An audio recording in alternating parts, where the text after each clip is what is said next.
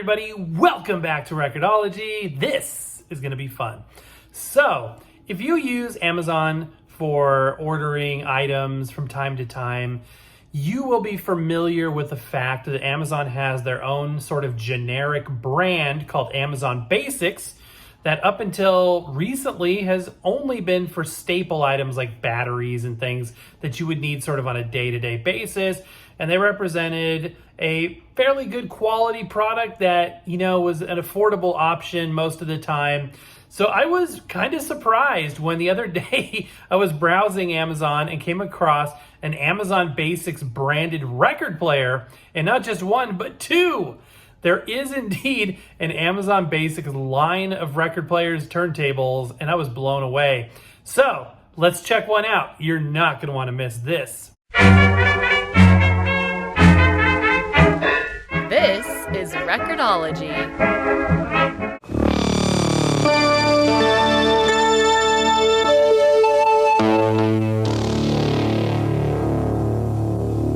So there's actually two in the line. There is the suitcase player, that's what we'll be looking at, for $33, and a desktop version, which is pretty much the same thing in a different package, I think, for $43. But does it hold its weight? Will it be good? Is it worthy of the Amazon brand? Let's find out. Behold, Jeff Bezos' gift to the vinyl community, the Amazon Basics record player. Actually, it wasn't a gift. I bought this, $33. It's pretty amazing you can buy a new piece of audio equipment for $33, but that doesn't mean anything if it sucks. So let's find out if that's the case. Hopefully not. Hopefully this is a good, very, very entry-level option for folks. I'm assuming there's no retail packaging. It looks like the product is just in there. There wouldn't really be a reason for Amazon to have retail packaging unless they were putting it in one of their Amazon brick and mortar stores. So here it is. Unboxing a suitcase player is always fun because there's just not a lot of setup involved. You just kind of pull it out and it's ready to go. Power supply, instructions, a couple of cables, and I can feel the anger rising through the interwebs as I make this video because I dare review Chinese junk record players, suitcase players, 1/8 inch to male RCA cable. A lot of people will just look at this and be, grouchy about the fact that this record player is a suitcase player. But you know what? These suitcase players have a very, very important place in the vinyl community. They're a gateway device to bring people into the fold because these attract a lot of newbies due to their price, their relative ease of operation. The one downside being the sound quality is never as good as the higher end equipment, but considering $33 was spent, dinner costs more than this, right? Keep this in mind. This is a complete functioning record player for less than the cost of a meal in a lot of cases. So here, let's look at the specifications. DC motor, diamond stylus needle. So that's good. It doesn't have the sapphire tip. We'll verify that. 3 speeds and Bluetooth capabilities, and it uses Bluetooth 5, which is good. Although in a device like this, the speakers on board won't realize the full effects of Bluetooth 5, and certainly not any lossless codecs and aptX and stuff like that. But here is the device itself. We've got closed cell foam, which you may be looking at yourself like, what is he talking about? This is just a higher end foam. It's not the cheapo styrene foam. It's a different kind of foam. It's a higher end foam product. And we've got the unit itself. So it isn't made by Crosley. Crosley's not trying to partner in some nefarious scheme with Jeff Bezos to try and hawk their suitcase players to the masses. In fact, Crosley doesn't even make record players. Neither does Amazon, neither does Audio-Technica, neither do most companies these days. They work with a selection of Chinese production facilities to make a variety of varying quality devices. Even the suitcase players aren't all made by the same factory. They're made by, from what I figured, there's at least 6 to 12 different companies making these. And they use a lot of the similar parts, a lot of similar mechanisms and things, but there are variances. So you could actually rate one suitcase player differently than another. Once you've seen one, you have not seen them all. There is differences Okay. So this one has got sort of a black fabric, which I really, really like. It's a deeply textured fabric, beautiful. At first, I didn't like fabric record players. I liked more of the vinyl textured ones, but this is a nice fabric that's wrapped over this particle board. Size-wise, this is pretty typical size. It looks a little chunkier from top to bottom than some of the others. We got the speaker grills on the front. These are metal speaker grills. And the finishings, like the actual hardware, kind of like a brass metal. We've got the matched carrying handle there. We've got the impact resistant corners on the back here. There is the hinge. Those are good hinges. There is the RCA output if you want to connect it to your external sound system, 5-volt power supply, which is very common. There's no sticker or anything on the bottom. Ooh. And the lid just came open. So let's see, is that latch doing its job? I must have popped it open by accident. Okay, so yes, I think I'm fairly prolific in my approach to debunk a lot of the myths surrounding these units. For years and years and years, everybody said, oh, these destroy your records and they track too heavy, they'll grind your records apart, and they're useless, they're terrible. And it's been really sad because a lot of kids and new people to the vinyl community have been really turned off by just rude people that, even if their message is correct, and they do have some valid points on, their arguments against suitcase players, the manner in which they communicate them is not nice, and there's no reason to be mean with people, right? So I've always made this channel about, being welcoming and accepting to anybody getting into records, even if this is all you can afford or all you want. There's nothing wrong with that. Okay, so this is painfully plain back here. It'd be cool if it said something. Maybe sometimes store brands will actually omit their branding on products like this because they may say, well, nobody wants a record player to say Amazon Basics on it. You know what I mean? And they don't really have another line, a product line to say, oh, this is the, the Encore line of electronics, by Amazon. Similar to what Best Buy does with, their Insignia products. Insignia sounds better than Best Buy brand, but at the same time, it is a Best Buy brand. You know what I mean? And Amazon doesn't really have that, so they just kind of omitted it. I'm guessing that's why. There is some branding down here, though. Amazon Basics, I think it looks cool down there. I think it's cool. I mean, I'm not going to be trying to pass this off as something it's not. It just is what it is. It's a suitcase player. And speaking of suitcase player, look at how much packaging material we have on the plinth. I don't recall seeing one with this much stuff. So this is a blocking piece for the top there. And we've got these stringed tape, which, remember this string tape back in if you're a child of the 70s and 80s and 90s, this stringed tape was a lot more prolific. I remember my grandparents had tape with string on it like that. I guess it adds tensile strength to the tape material. But this one's very well blocked. So I'm guessing, and I can already tell, yeah, it is shock mounted. So they just wanted to keep that from vibrating to pieces during transit. We've got a very, very basic, cheap 45 adapter, so you might want to consider upgrading that. Have you ordered your official Record-ology 45 adapter yet? Check out the link in the video description below. And back here, I've never seen this done before. So they've taken tissue paper and totally encapsulated the counterbalance back there. Another piece of tape here. Oh, that's interesting. Okay. So we're already taking the L on the label, popping right off. So apparently this label's adhesive isn't as strong as the tape. So we're going to put it back on for him. All right, Jeff, you owe me one. Yeah, okay, that's interesting. It's actually labeled, and we'll look at that closer up. But that's pretty much it. Take off the stylus guard. There's a little sticker up here in the corner. So this is the official model number, the ASIN number, and Bluetooth, all the kind of regulatory stuff up there. We have an FCC ID, so we're actually going to be able to find out who makes this thing, which will be fun. I am looking forward to doing that. And a bit of judicious Googling reveals that this was made by TT Innovation Technology, not to be confused with Innovative Technologies, of Victrola fame. Also an interior picture just for the fun of it. And now we know. Never heard of these guys before. Let's see if they can make a quality suitcase player. Okay, let's check out the counterbalance. Not a whole lot of movement. That's actually not bad for these. I like it. And actually, look at this textured plastic. That's kind of, see, these little details do add up. I also noticed the side of the platter is angled and again has this textured sort of knurled edge to it. We've got a cueing lever right there, which is good. You can see that label that had popped off. It's kind of nice that it's labeled in white. Usually the auto stop on and off and all that stuff, the 3 speeds, is just shown as raised plastic.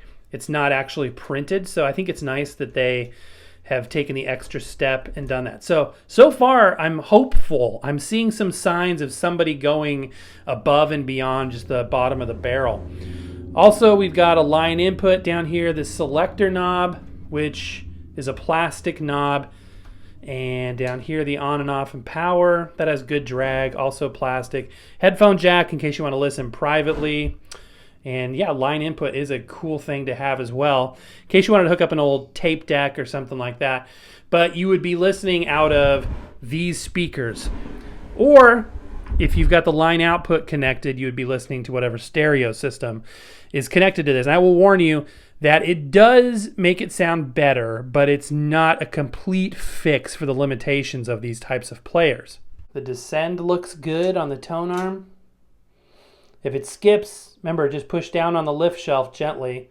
This riding up too high, this little lift shelf back here, is the reason why most of your records are skipping. Let's look at the cartridge and stylus, and I'll explain a little bit more what I mean about this never sounding as good as a higher end player.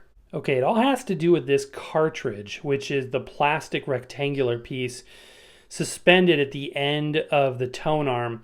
And the cartridge uses a technology called ceramic phono cartridge technology. And basically what that means is it takes a ceramic rod and uses the mechanical movements of the stylus, and in bending that ceramic rod, that creates electric signal based in minuscule voltages that are created. This is a transducer. Basically, like microphones and speakers, they take one type of energy and convert it into another. A phono cartridge transducer takes mechanical information, the movement of the stylus, and turns it into electrical signal information that we hear as amplified sound. Now, as far as these go, the ceramic ones just don't sound as good generally. They're a little more tinny. They're lacking in bass. They're less compliant, meaning that the needle isn't going to ride the groove as faithfully as a higher end unit with a magnetic cartridge. But do not think that ceramic means that the needle is ceramic. That's not a little piece of porcelain down there. This one is a real diamond stylus. So the same material that a high-end phono cartridge will have, it's just the technology up in the cartridge itself that is different. So the stylus, the needle tip, is going to be diamond. It'll be bonded to an aluminum or steel shank, and that is welded onto the bottom of a metal tubular cantilever you see coming out of the bottom there. So as far as these go, this should be a good one. This is a belt-driven turntable. You can see the belt just under the platter there. And it's connected, if you look right down there, to the brass pulley, and it spins that brass pulley where the belt is, and that in turn attaches to the sub platter, the bottom side of the main platter, and rotates the platter, therefore rotating the record. I also want to point out down here, if you look right down here, you will actually see rubber absorption grommets, which is nice. This, you don't always see that. So again, as far as these go, this looks to be a good one. Now, you heard me earlier sort of hint to the possibility that I might actually agree with some of the audiophiles and their opinions about this level of record player. And the one point that I acquiesce to is the fact that the potential harm that this could do to a newcomer is that because of the technology limiting the sound quality, not taking into consideration if it's a good example of its type, but just the inherent technology of a even well-built suitcase player or very entry-level wooden all-in-one, etc., that the user, the new to vinyl person who is experiencing vinyl for the first time, may have a tainted opinion of what vinyl can sound like because of what they've heard in a device like this. They may open this up as their first record player, put a record on, and say, oh, it sounds like crap, vinyl sucks, and move on to something else. And that has done a disservice to the vinyl community. However, in my experience, it really doesn't usually happen like that. What happens is the person becomes intrigued by records, what vinyl could possibly sound like, and it ends up investing in higher end equipment.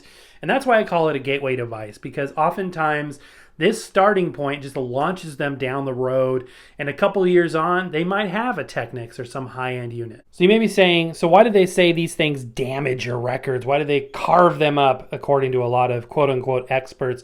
Well, a lot of it has to do with the tracking force. That's the weight that the needle is pushing down on the record.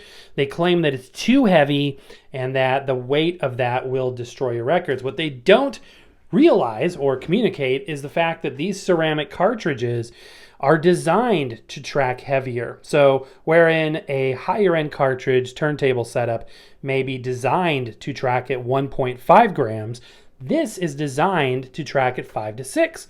So the fact that they do track heavier is by design. Now the question is 5 to 6 grams too much? Is that going to damage your records? And the answer is no, it is not. Records were designed to handle much heavier stylus pressures back in the days of a lot of vintage equipment.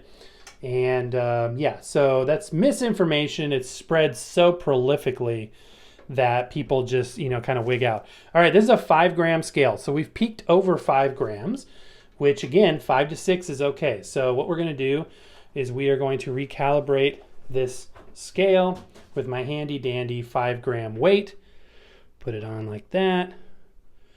We're going to zero out to the scale. So we're going to basically add whatever this says. We're going to add 5 grams to it. It's resetting to 4.2.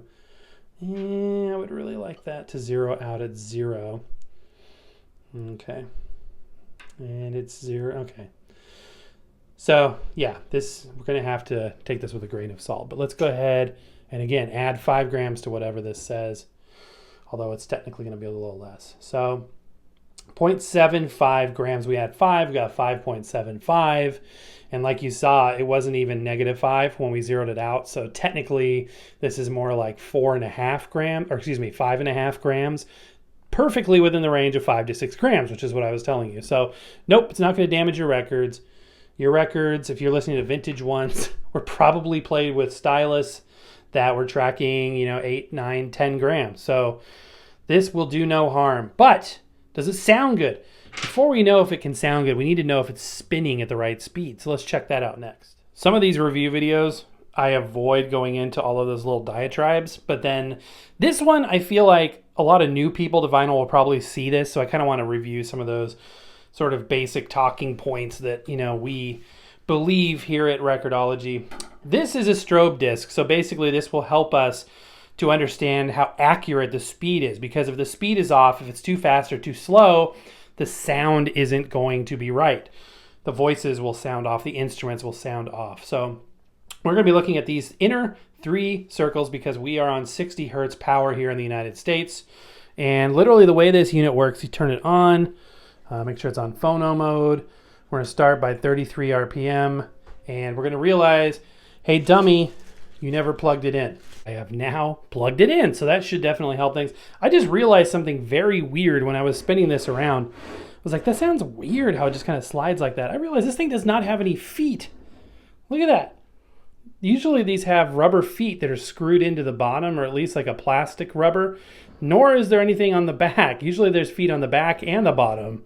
This one literally rides around on these, which is strange. I've never seen that before. I mean, I guess it works, but something to be aware of. It's not going to have any vibration dampening because of the rubber feet. So if you're stomping around dancing to your record, this is going to be more susceptible to pick up those vibrations, which can make it skip even with this pushed down. There is going to be some damping provided by this moving like that, and that's a good thing. A lot of people freak out. They're like, oh my gosh, should it be moving that much? That's a good thing. That will definitely help, probably more so than the feet. But one of the reasons why you want a good cushy rubber foot on is to absorb vibrations. This should be okay though. For this purpose and this level of speakers, I think it'll be fine. But just want to put that out there into the universe So let's go ahead and spin this up. This is a strobe warning, so if you are sensitive to flashing, strobing things, you may want to click out at this point. And let's go ahead and spin it up. Went from red to green. That was interesting. So red means it's plugged in but not turned on, and green means it's turned on. That's cool. I like that. I bet it goes blue. In fact, you know what? Let's go to Bluetooth mode. Yep, it goes into Bluetooth pairing mode. Line input is orange. Phono is green. I like the color coding. That's cool. That's slick. I have not seen that before. All right, let's look at the speed accuracy. Looking right here, this is 33 RPMs. This is going to be the majority of the 12-inch vinyl records. And you can see the lines marching a little bit to the left. That indicates that it's a tad bit fast. That's sort of at that amount of speed and accuracy. That's sort of on the border of whether or not you could tell a huge difference. I wouldn't worry a whole lot about it. You could open this up and adjust the speed. It's not a pretty project, especially for a beginner, but it could be done. Let's go to 45 next. You'll be looking right here. Typically, if one's off, then the next one's off, etc., etc. But there you go. So 45, also a bit fast. And then finally, 78 RPM. Whoa, that thing is really fast. So 78 at the top there is definitely fast. So this needs some speed adjustment to be accurate. This is not uncommon for these players to have this issue. Again, keep it in perspective what this is and what it's not. But yes, that would need an adjustment to play 78s. Also, a bit of motor noise, more than I usually see, or hear I should say, with these units. Bit of motor noise. Once you turn the volume up, you won't hear it. And what else was I going to say? Oh yeah, if you are planning to play 78s with these types of record players, you'll need to upgrade the stylus to one with an old-fashioned wide groove, which is easy and affordable to do. They actually make fantastic vintage record players, specifically because of the heavier tracking and the lower compliance cartridge technology. They play those vintage records really well. Okay, let's test it out. We'll start by listening to the built-in speakers, and then we'll do a direct feed sound test, which ought to be interesting. And then I'll give you my final thoughts. And what any sane person would do, I'm going to do, and that is put a $1,000 record on a $33 turntable. I need to dust that off. This is Big Green Cherry Presents No One Cares. This is a very low run, sort of exclusive pressing. I was very thankful to have this record. I am so confident that this won't damage your vinyl that I'm actually going to play my most expensive record on it before your very eyes. Where else can you see this kind of entertainment on YouTube? Nowhere. That's where, nowhere. So let's dust it up, give it a listen. I should have said dust it off. It's already dusted itself up. I'm just dusting it off. Okay, just a little swipe with the felt brush, and we are ready to go. Let's go ahead and lower the stylus down a couple of times. I'm not going to play complete songs, but we're going to drop the stylus in a couple different places, and then we will go to the direct feed mode. But to begin with, built-in speakers. Without further ado, the $1,000 record on the $33 record player.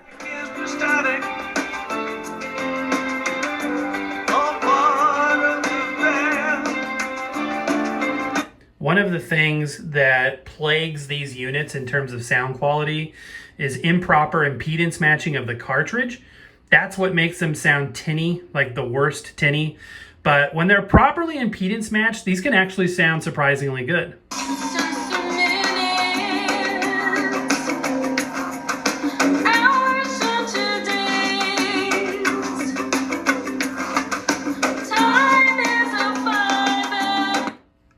Next track.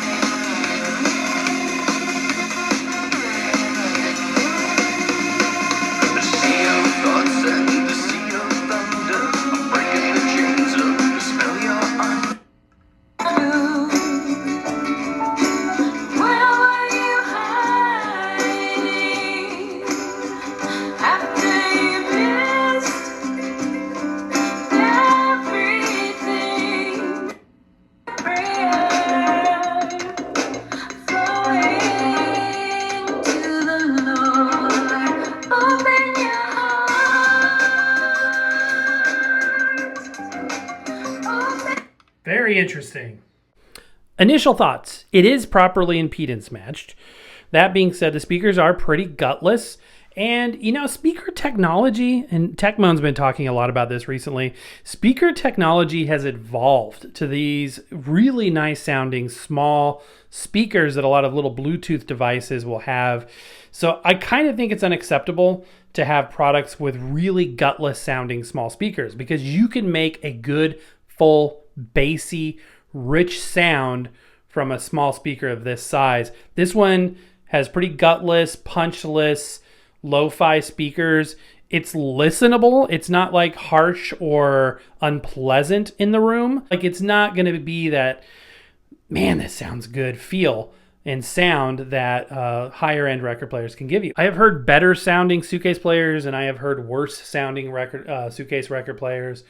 But it is properly impedance matched, and that's a good thing. So while we're at it, why don't we go ahead, just for the fun of it, do a direct feed sound test. So if you got headphones, let's put them on now.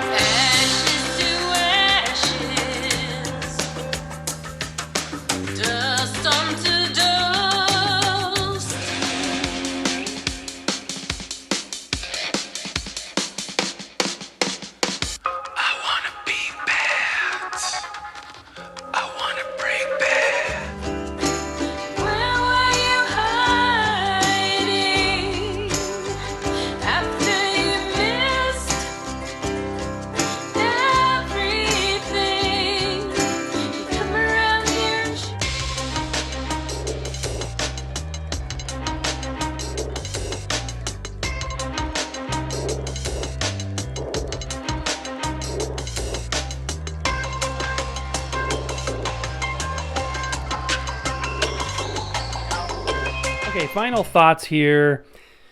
It's not without its faults. I mean, it needs to have rubber feet on the bottom, I think. The more I think about that, it needs to have rubber feet. I mean, from a physical build quality standpoint, it's not exceptional, but it's adequate. It's on par with its competitors. It's no better or no worse than a Crosley or a Victrola or another third party. It does have a couple little... I don't know if I'd call them Easter eggs, but a couple things I really like to see. The multicolored LED. It's good to have line input, headphone capability, line output. That's kind of expected, but you don't know. Sometimes they can omit stuff. I like the label, even though it fell off on the speed selector and auto on and off switches. The fact that it's got a queuing lever, the fact that they've got a proper stylus on there with a metal cantilever, the fact that the bearing on the gimbal was tight was a good thing. From a sound quality standpoint, I was a bit underwhelmed with the built-in speakers, but it is properly impedance matched. The direct feed sound was noticeably better. Some people may be surprised at how good that can sound. That being said, and I don't know if it's the recording of this record, I'm not that familiar with this record that I can tell you for sure, but I did hear what sounded like wow and flutter on the inner tracks. So it could, you know, be this unit creating that. It could be the way this was recorded. I'm not, again, not entirely familiar with the recording. But, you know, there's no platter wobble that's significant for this type of thing. I do think it has adequate sound damping with the rubber grommets in there. I think that's all good. And I do like the fabric overwrap. I'm trying to think if there's anything else that I could really recall about this. I think for $33, I think this is a good deal still for what it is. It's a good, cheap way to get yourself a record player. Get a record player for a friend or a family member. And you know, a child or a grandparent or somebody who's just very much getting started and wants to dip their toe in this may think that, you know, this is perfect for them to get them started, and I would agree. So I'm going to give it a thumbs up. As always, I want to know what you guys think as well. All right, my friends, and that is going to do it. You know, it wasn't that bad. It was actually a pretty decent little player. It was fun, and it was exciting to check out. I always like checking out a new record player, even if, you know, I know they use a lot of the same components or similar components, but it's how they use those parts to put together a finished product that matters. And because it did a pretty good job, we're going to go ahead and put a link down below if you want to snag one. $33 for an all-in-one record playing option. I know it's not hi-fi. I know it's not, top of the line. It's not going to compete with your Technics 1200s. But for somebody that's just dipping their toe in the water, it may be an option to get them started. And I just think it's a cool, interesting product. And if you're already into record players and records, maybe you want an extra record player, a bedroom unit, something for a kid, this may fit the bill for that. My friends, have you got a hold of your Record-ology glow-in-the-dark 45 adapter yet?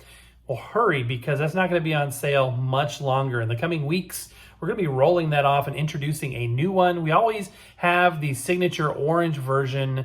And in terms of products that we sell, there may be some new things coming around the corner in the near future. I've been very excited to announce to you. We also have our merch shelf down below. As another contemporary of mine here on YouTube does, right down below, there's a merch shelf. I don't think you can copyright this, can you, or trademark that? Right down below, and you can check out some products. There's a super thanks button, all that stuff. But mostly, I just want to say thank you for being there. If you haven't done so already, consider subscribing so you don't miss out, especially on our live shows where we do giveaways, free record players, free records, free accessories, all that kind of stuff. Whew. My friends, that's going to do it for today. Happy record hunting. We'll see you next time.